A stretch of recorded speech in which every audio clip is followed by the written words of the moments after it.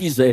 سائغا للشاربین، اللہ تبارک و تعالیٰ نے دودھ کے اندر وہ خصوصیت رکھی ہے کہ آدمی اس کو اپنے حلق کے نیچے اتارے تو اٹکے نہیں، اچھو نہیں لگتا، اٹکتا نہیں ہے. سائغا للشاربین.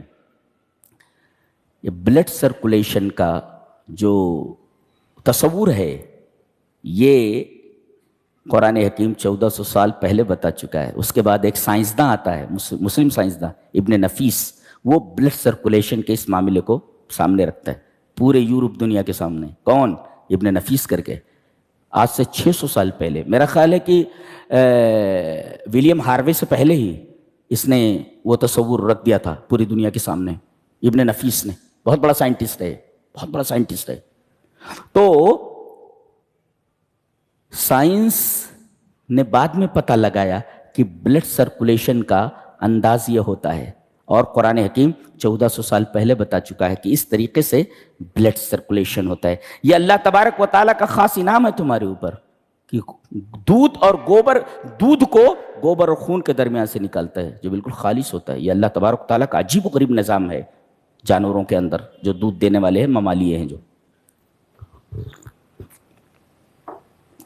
یہ تو ہوا جانوروں کا تذکرہ. ایک جانور اور ہے جس کو مدھ مکھی کہا جاتا ہے. ان کی 3 قسمیں ہوتی ہیں. ایک ہوتا ہے کوئین بی، جس کو یاسوب بولتے ہیں، کوئین بی رانی ہوتی ہے. اور ایک ہوتا ہے ڈرون بی، یہ نکھٹو ہوتے پورے، نکھٹو، کام چور، جنگر چٹے یہ ہوتے.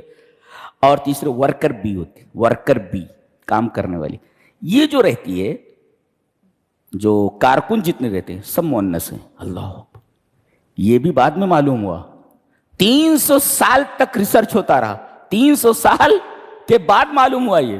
اور قرآن حکیم آج سے 1400 سال پہلے بتا چکا ہے کہ یہ جتنی کارکن بیز ہوتی ہیں، ورکرز بھی جو ہوتی ہیں، ورکر جو ہوتی ہیں، جو پھولوں پر جا کر وہاں سے رس چوس کر کے لاتی ہیں، یہ سب عورتیں ہوتی ہیں، یہ سب مادہ ہوتی ہیں. اور جو رانی ہوتی ہے، جو ان کے اوپر حکم چلاتی ہے، وہ بھی مؤنث ہی ہوتی ہے. اس لیے کہ ہر جگہ مؤنث کا صیغہ استعمال کیا گیا ہے. کلی، کل، کلا، کلو، کلی، کلا، کلنا. کلی یہ مؤنث کے لیے، یہاں ہر جگہ وہی استعمال کیا گیا ہے. جی، تو ایک چیز تو یہ معلوم ہوئی کہ وہ جو رانی ہوتی ہے، ملکہ کوئین بھی، یہ مؤنث ہوتی ہے. اور جتنے کام کرنے والے افراد ہوتے ہیں یہ سب مؤنث ہوتی ہیں، جو ورکرز بھی ہوتی ہیں. اور تیسرے جو نکھٹو ہوتے ہیں، یہ کوئی کام وام نہیں کرتے، یہ ملکہ سے جفتی کرتے ہیں اور تقریباً 3000 انڈے روز دیتی ہے. کون؟ ملکہ. بس ان کا کام یہی ہوتا ہے. کبھی کبھی ان کو باہر نکال دیا جاتا ہے، یہ مر جاتے ہیں ایسے. یہ کوئی کام وام نہیں کرتے. یہ نکھٹو اور کام چور ٹائپ کے ہیں یہ، جن کو ڈرون بھی کہا جاتا ہے. یہ کام نہیں کرتے یہ. جی، یہ 3 قسم کے جانور ہوتے، مکھیاں ہوتی ہیں، کوئین بھی، ڈرون بھی اور ورکرز بھی. اچھا، ملکہ بھی مؤنث ہوتی ہے اور کام کرنے والی جو ہوتی ہیں وہ بھی مؤنث ہوتی ہیں. اچھا، اللہ نے فرمایا وَأَوْحَى رَبُّكَ إِلَى النَّحْلِ أَنِ اتَّخِذِي مِنَ الْجِبَالِ بُيُوتًا. تم گھر بناؤ. اچھا، گھر بناؤ. اور یہ گھر بنانے کا طریقہ معارف مکتسبہ نہیں ہے، کہیں سے سیکھا نہیں کسی کالج میں جا کر کے. ہاں، وَأَوْحَى یعنی ہم نے ان کی فطرت میں وہ چیز ودیت کر دی ہے. کیسے بناتی ہیں؟ 6 پہلو ہوتا ہے، 6 پہلو ہوتا ہے. 6 کوڑ ہوتے ہیں اس کے، 6 پہلو ہوتے ہیں. اور 6 پہلو بنائے جانے کا مطلب یہ ہوتا ہے کہ کوئی جگہ خالی نہیں بچتی ہے اور جگہ زیادہ مل جاتی ہے. یہ انجینئرنگ کا طریقہ کس نے سکھایا ان کو؟ بالکل 6 پہلو ہوتا ہے. جی، 6 پہلو ہوتا ہے. اور عجیب بات یہ ہے کہ لمبائی میں سارے کے سارے ضلع برابر ہوتے، سارے کے سارے ضلع برابر ہوتے ہیں. آپ کسی ٹیپ سے ناپ لیں تو آپ کو ذرہ برابر فرق نظر نہیں آئے گا. تو ایک فائدہ تو یہ کہ جگہ پوری کی پوری مل جاتی ہے، کوئی جگہ خالی نہیں چھوٹتی ہے اگر 6 پہلو والا گھر بنایا جائے. اور دوسرے، ایسا گھر بنانے میں میٹیریل کم لگتا ہے. میٹیریل کیا ہوتا ہے؟ گوند ہوتا ہے، گوند، شمع، گوند ہوتا ہے، میٹیریل کم لگتا ہے. تو انجینئر کو بتایا گیا کہ اگر کوئی زمین ہے اور اس پر تم گھر بنانا چاہتے ہو اور کوئی جگہ خالی نہیں چھوڑنا چاہتے، تو شش پہلو بناؤ، اور دوسرے اس طریقے سے مکان بنانے میں میٹیریل کم لگے گا. تو واؤ، یہ انجینئرنگ کا طریقہ کس نے بتایا؟ واؤحا ربک، تیرے رب نے وحی کی ہے. واؤحا ربک الی النحل ان اتخذی ان اتخذی، یہ مؤنث کے لیے، گویا کہ گھر یہی بناتی ہیں جی، مؤنث.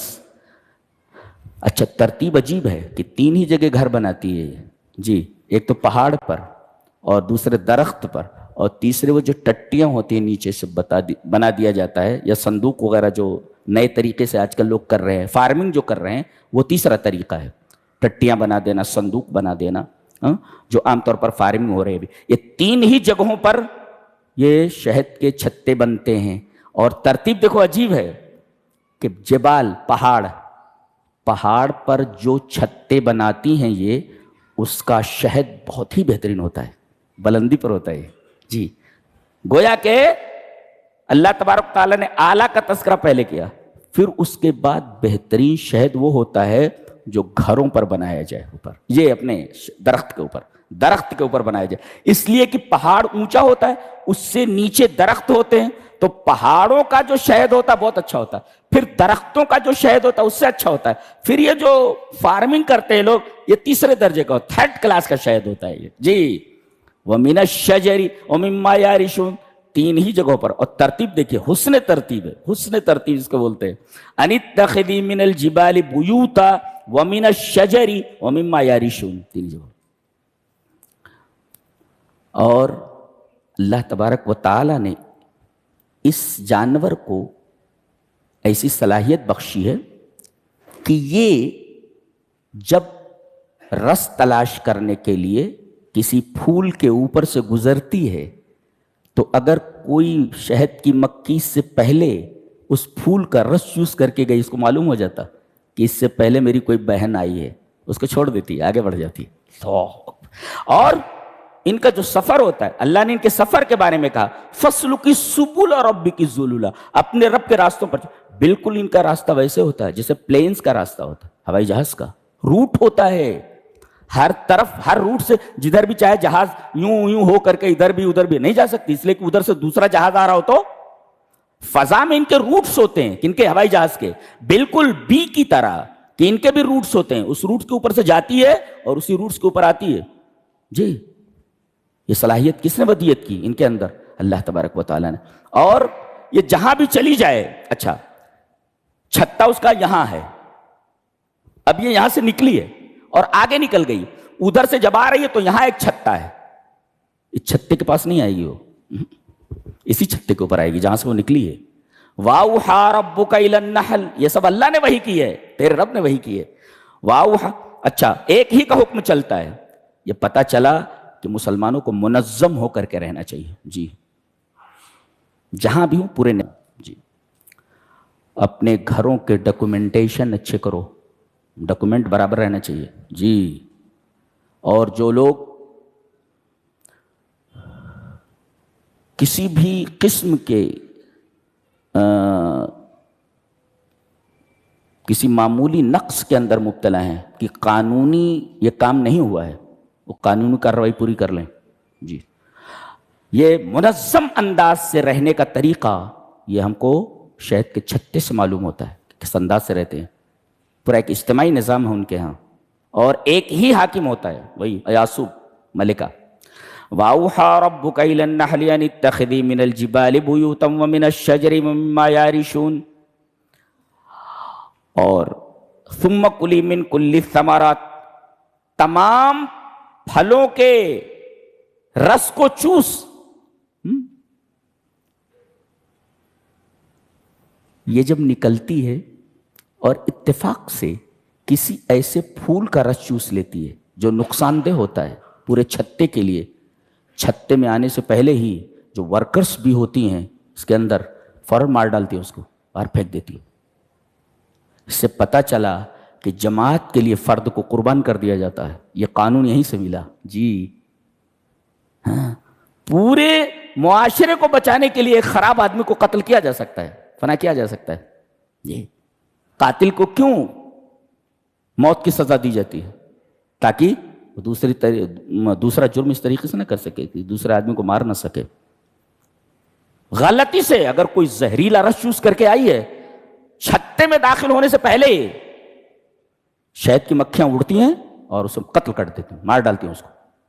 ادھر آنا نہیں تم، اس لیے کہ تمہاری ایک کی وجہ سے پوری امت کا نقصان ہو رہا ہے. اللہ، یہ نظم ہے، یہ انتظام ہے.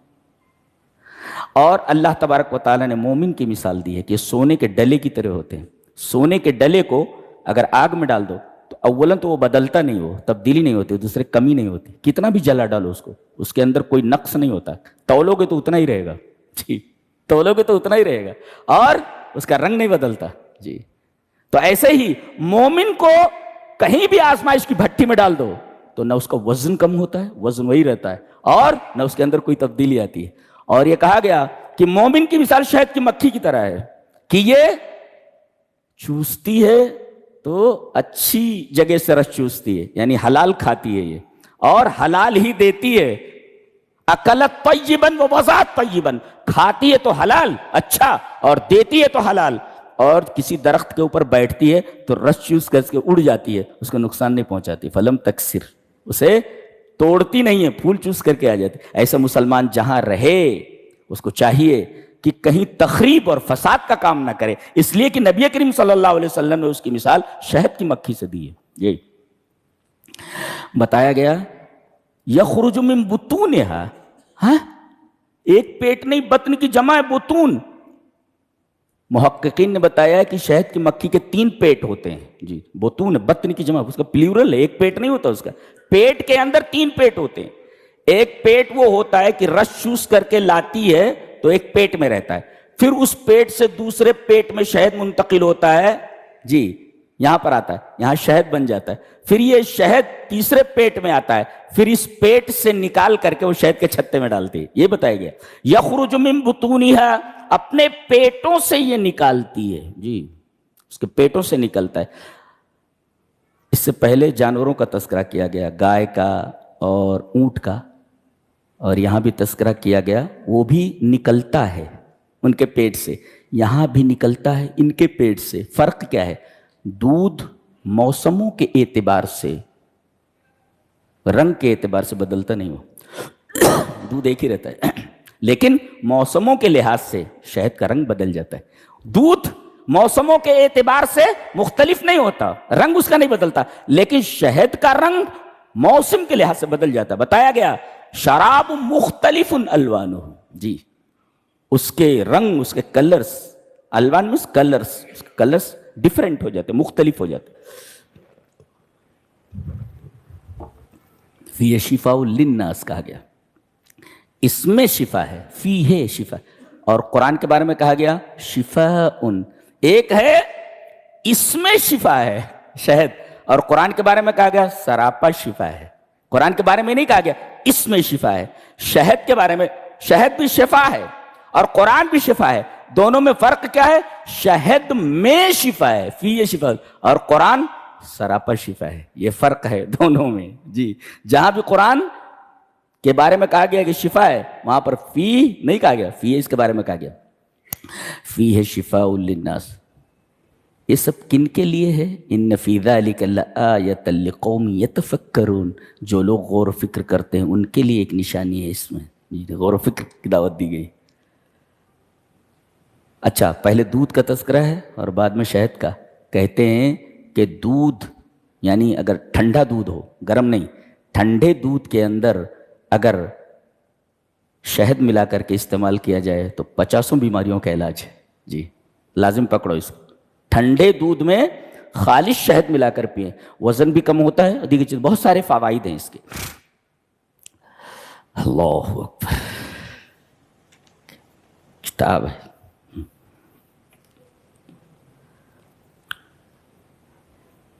اس کے بعد یہ فرمایا گیا کہ اس طریقے سے نہ ہو جاؤ جیسے وہ بڑھیا تھی. اس کا نام رائتا تھا، بعض لوگ کہتے ہیں توئے سے رائتا. وہ کیا رائتا پھیلا دے رہی تھی، تے سے رائتا پھیلا دیتی تھی. اس کا نام تھا رائتا، اور وہ رائتا پھیلا دیتی تھی تے سے. رائتا کیسے پھیلاتی تھی وہ دیکھیے. اللہ نے فرمایا